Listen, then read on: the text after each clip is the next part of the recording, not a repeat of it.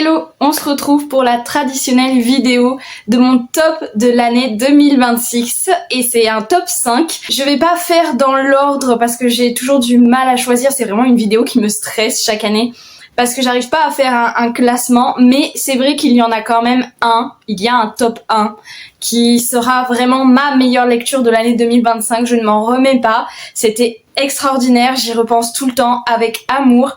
Donc je vais vous présenter du coup les 4 autres dans un ordre aléatoire et je vous présenterai ensuite mon top 1 de cette année 2025 à la fin de la vidéo. C'est parti. Avant tout, n'hésitez pas à mettre en commentaire quelle a été votre top, votre meilleure lecture ou vos 2 meilleures lectures de l'année 2025 en commentaire. On va commencer avec Bodyguard de Laura S. Wilde, le tome 1, Lennon, publié chez Hugo.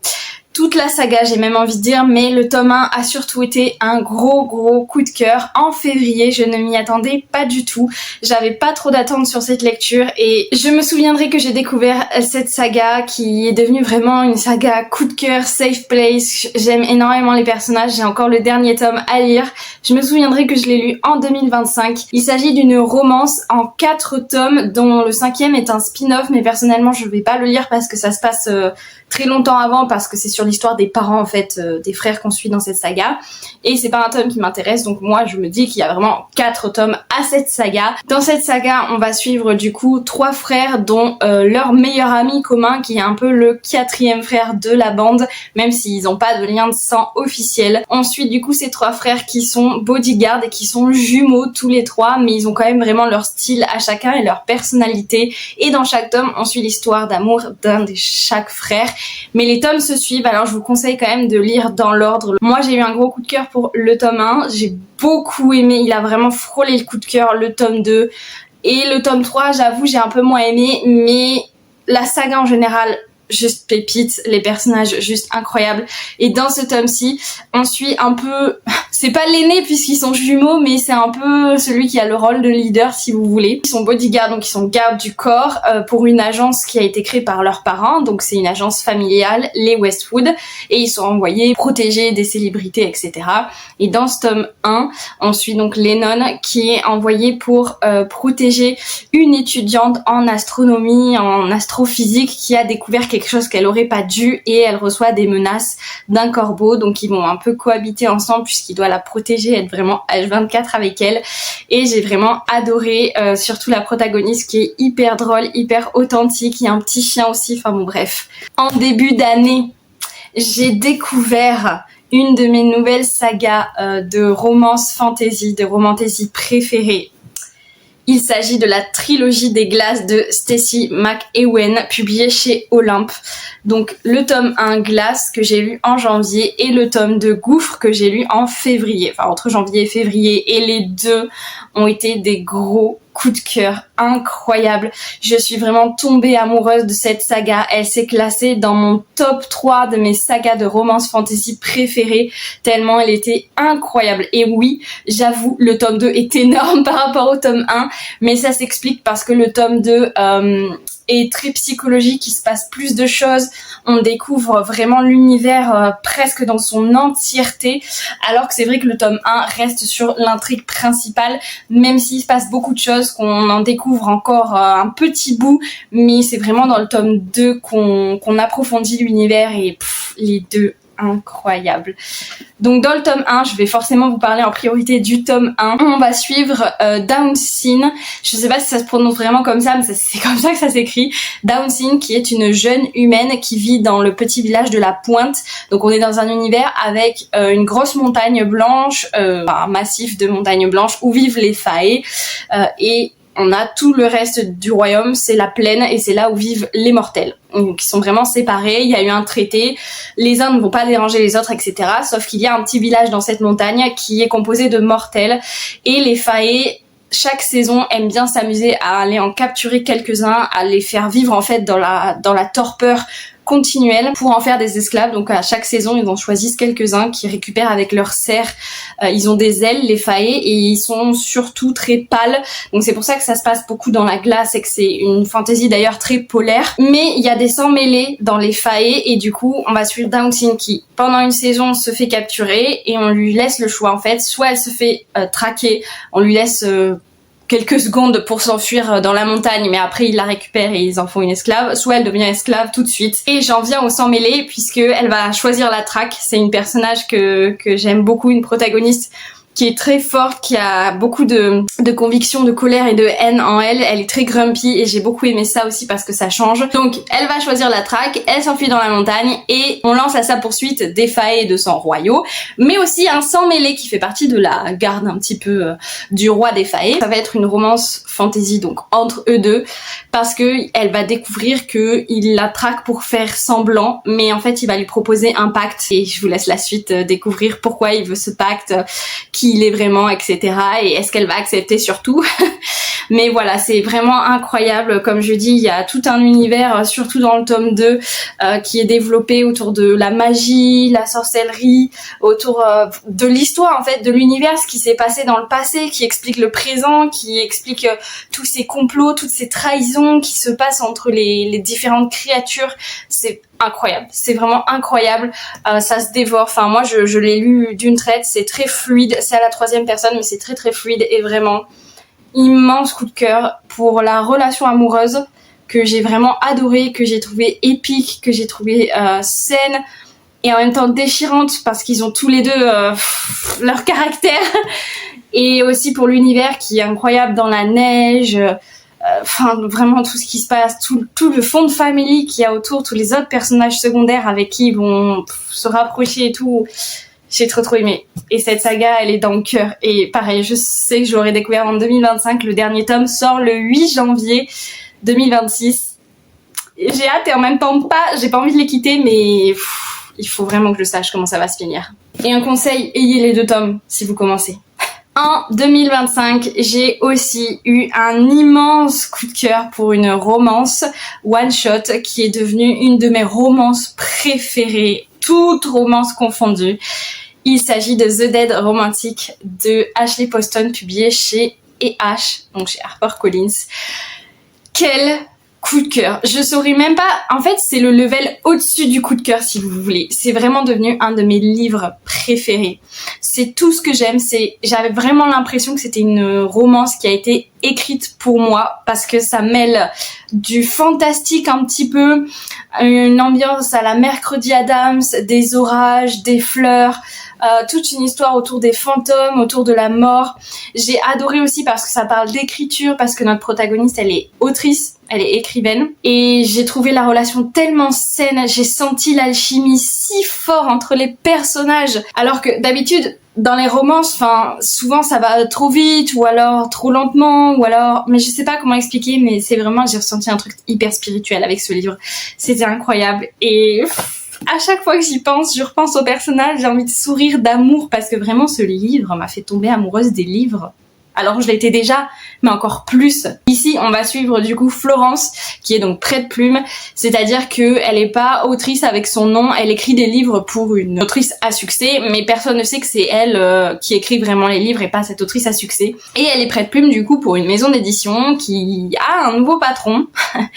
Et ce nouveau patron lui dit qu'en fait, il serait temps qu'elle rende son dernier roman parce qu'elle est sous contrat et que il lui reste même pas un mois pour l'écrire et sauf que pendant ce rendez-vous elle se dit c'est le moment de lui avouer qu'en fait j'aime pas la romance et que moi je veux écrire autre chose, qu'elle croit pas en fait aux histoires d'amour, mais il y a toute une histoire aussi par rapport à son passé à elle que je vous laisserai découvrir. Et il le prend pas très bien son patron, il lui dit ah non mais vous êtes sous contrat donc je m'en fiche que vous aimiez pas les romances, vous m'en écrivez une, là vous avez un mois. Donc du coup, elle se dit que c'est une catastrophe, que c'est terrible, comment elle va faire, et il se passe quelque chose, il y a un événement tragique qui va survenir dans sa famille, qui va l'obliger à revenir dans sa ville natale.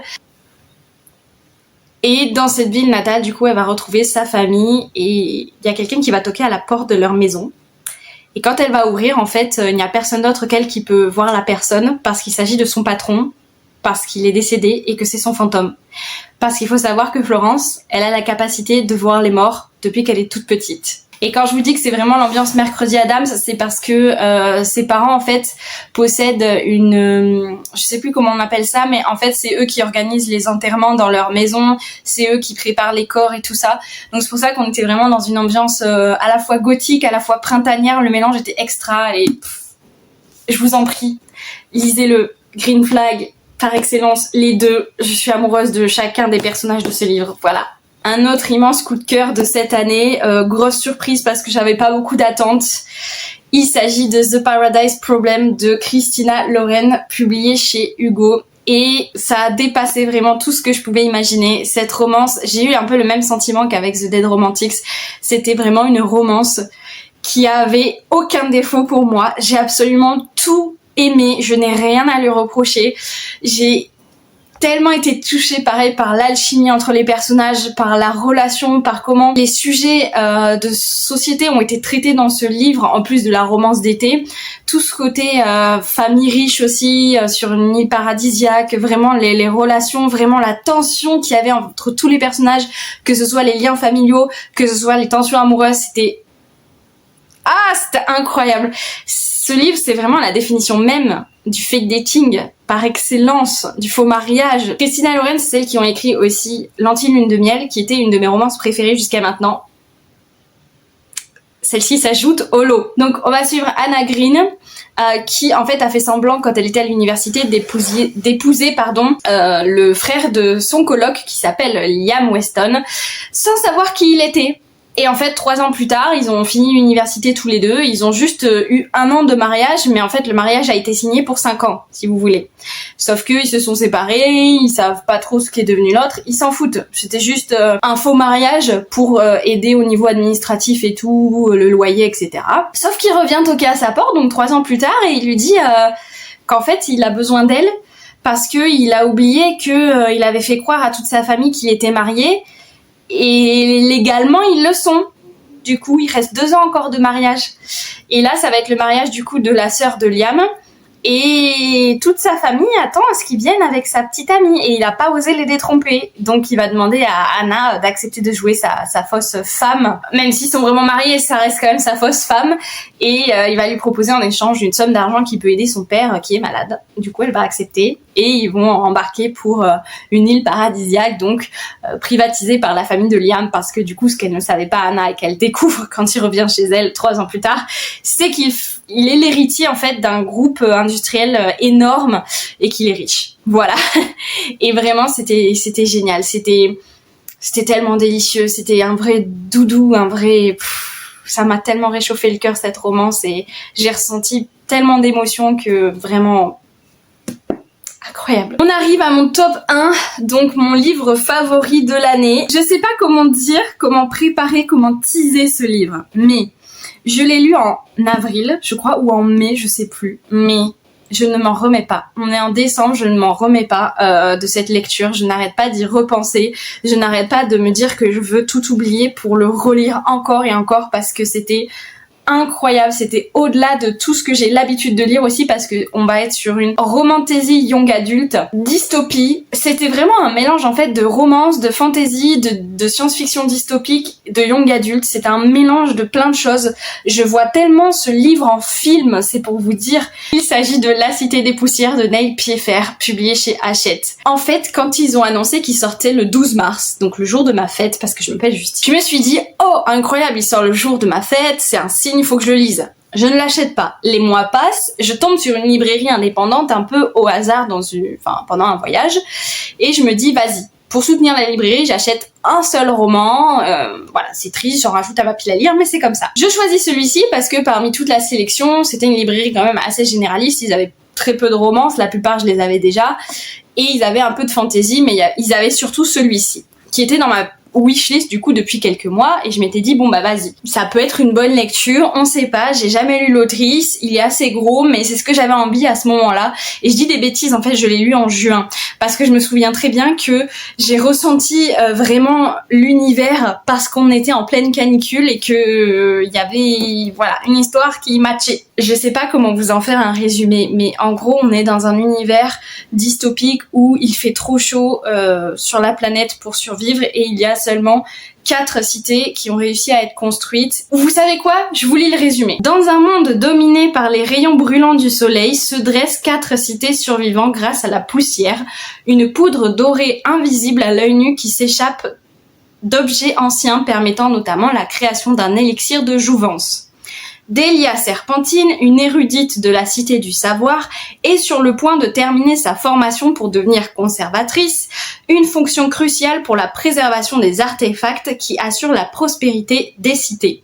Son destin bascule lorsqu'elle découvre un étrange grimoire qui l'oblige à se lancer dans une quête périlleuse aux côtés de Dante, le bras droit du chancelier, dans l'espoir de contrer l'effondrement des cités. Allié sincère ou ennemi redouté, qui est vraiment Dante ? Delia peut-elle lui confier son destin et celui des cités de poussière ? Voilà. Le résumé est bien mieux fait que le mien. Mais en fait, je me souviens surtout effectivement de toute la partie après le plot twist parce que je pensais juste que je lisais une histoire un petit peu d'aventure young adulte. Mais c'est tellement plus que ça. Oh, mais c'est incroyable, je vous jure, faut pas s'arrêter au résumé. Faut vraiment plonger dans cette lecture sans vous attendre à rien. Et vous allez ressentir une palette d'émotions. Enfin, moi, c'est ce que j'ai ressenti avec ce livre. J'ai ressenti beaucoup de choses, beaucoup de colère, de l'amour, de l'amitié. Enfin, vraiment, j'ai envie de faire une lettre d'amour à ce livre, mais j'avoue que j'en perds mes mots. J'en perds mes mots tellement j'ai aimé ce livre, tellement il a été un immense coup de cœur, tellement je m'attendais pas du tout à ça et tellement j'ai envie de perdre la mémoire pour pouvoir le relire. Voilà, et pouvoir ressentir tout ça, pouvoir retomber amoureuse de Dante, pouvoir retomber amoureuse de Delia, pouvoir retomber amoureuse de tous les autres personnages, enfin sauf le chancelier, mais ça c'est une autre histoire. Mais en tout cas, vraiment incroyable. Incroyable, c'est ma meilleure lecture de l'année 2025 et s'il vous plaît, lisez-le. Mais cette vidéo ne s'arrête pas là, même si elle est déjà assez longue. J'aimerais faire une petite mention spéciale à 3 romans. Il y en a un que vous avez sûrement deviné au Jaspage, parce que ça a été plus ou moins des coups de cœur. Mais c'est pas, je voulais pas le mettre dans mon top 5 quand même, parce que je les ai adorés, mais c'est plus en mode mention spéciale. D'abord, on a Fourth Wing, évidemment, de Rebecca Yarros, le tome 1, que j'ai en version collector, qui est vraiment magnifique. Je vous montre un petit peu. Voilà. Quand je dis qu'il est magnifique, c'est qu'il est magnifique. Hein. Voilà. On a même une illustration aussi à l'intérieur. Je mets une mention spéciale parce que j'ai découvert ce livre cette année. J'ai découvert un univers incroyable. J'ai frôlé le coup de cœur de très près. En fait, ça aurait pu être un coup de cœur, mais il y a juste des petits éléments qui m'ont un petit peu dérangée, notamment les ellipses qu'il peut y avoir dans ce livre. C'est-à-dire qu'il y a eu plein de passages en fait où j'ai eu l'impression de louper des informations ou de louper en fait du développement de personnages parce qu'on passait trop vite. Enfin, des fois, il y avait d'un chapitre à l'autre 2 semaines qui s'étaient écoulées et juste on nous racontait vite fait comment ça s'était passé ces 2 semaines. Voilà. Et puis parce que j'ai trouvé un peu le changement de je le déteste à je l'aime un peu trop vif, rapide. Mais à part ça, ça a vraiment été une lecture incroyable. Je l'ai dévoré. Je l'ai lu en lecture commune avec Julia de la chaîne Livre et Enchantement. Je vous mettrai bien sûr son pseudo et sa chaîne YouTube en description. C'était incroyable parce que tous les 5 chapitres on se faisait un petit update de ce qu'on avait ressenti et tout. On était vraiment plutôt raccord avec ce qu'on ressentait, ce qu'on a aimé ou pas.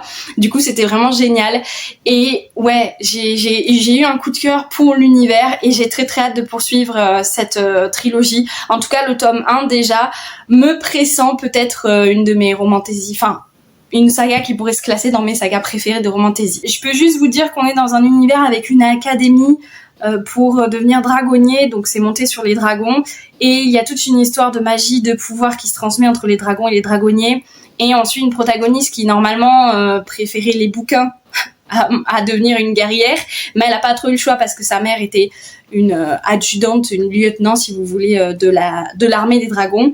Du coup elle a pas trop eu le choix et dans cette académie elle va vraiment découvrir des secrets et qu'elle s'imaginait pas sur tout le royaume, tout l'univers et tout, et c'est vraiment génial. Et bien sûr qu'il y a une romance. Enemies to Lovers s'il vous plaît. Ensuite, j'aimerais faire une mention spéciale à Emily Wilde, le tome 2 de Heather Fawcett, publié chez Deux Saxus, donc Sabran, qui est une collection de Deux Saxus, mais Sabran, édition.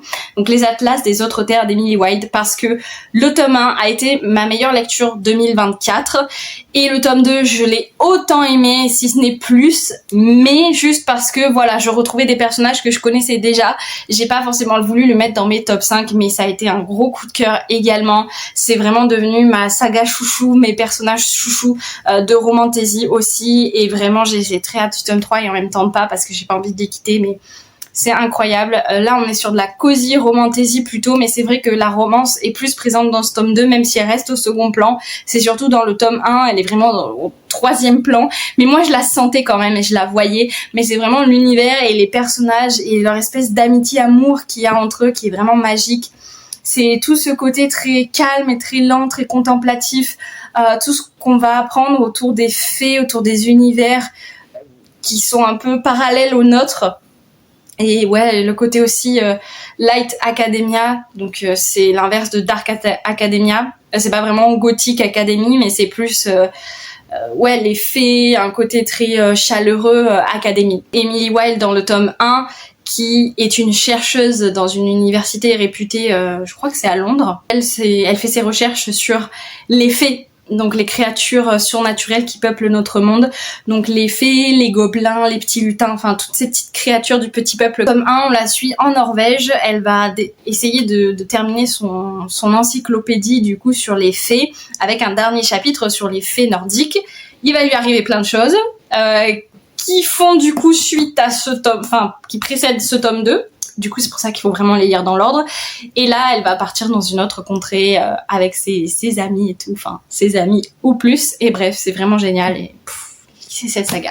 Et j'ai terminé l'année avec une autre mention spéciale. Il s'agit de Akotar le tome 2, Un palais de colère et de brume de Sarah J. Maas, publié chez La Martinière Jeunesse. Et oui, j'avais bien aimé le tome 1, mais sans plus. Mais alors par contre le tome 2, il a frôlé le coup de cœur de très près, plus près encore que Force Wing.